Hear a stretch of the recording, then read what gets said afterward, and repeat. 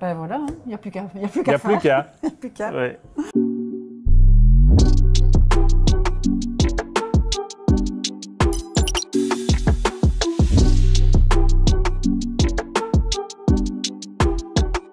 Bonjour, Monsieur Louis. Bonjour. C'est quoi e-santé, en fait?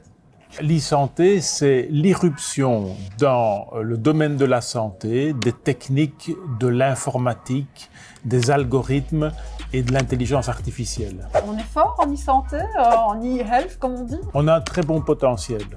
On a effectivement des compétences qui sont actuellement situées dans différentes facultés, dans des startups, dans des niches parfois. Et à partir de ce moment-là, les interactions se faisant, on a des projets prometteurs qui commencent à prendre forme. Vous dites c'est prometteur. Quel est le défi à relever pour l'e-health ici à Liège? Le défi, c'est de mettre en place les projets, de les réaliser. Donc quand je dis c'est prometteur, je le dis parce qu'il y a un potentiel, parce qu'il y a une prise de conscience, parce qu'il y a une volonté.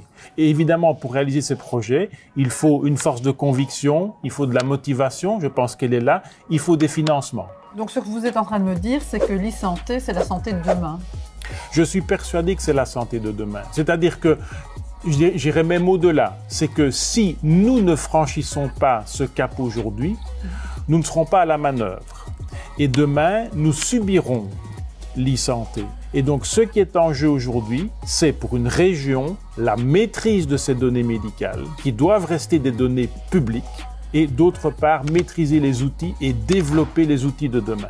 Et donc, si on n'investit pas aujourd'hui là-dedans, demain, on achètera les services et ce sera beaucoup plus cher. Vous avez des chiffres à nous communiquer par rapport à ça? C'est quoi les investissements demandés? Ça concerne combien de personnes? Alors, ce sont des investissements qui sont plusieurs de dizaines de millions d'euros. Ça concerne toute une communauté et ça peut également inclure un grand nombre de patients consultant au CHU de Liège et qui accepteraient d'entrer dans cette démarche de recherche et de projet et de structuration des soins de demain. Est-ce que vous pensez que cette approche finalement par l'e-santé pourrait être porteur d'un certain développement économique? Bien sûr. Les résultats qui vont être générés vont entraîner de nouvelles pistes de recherche.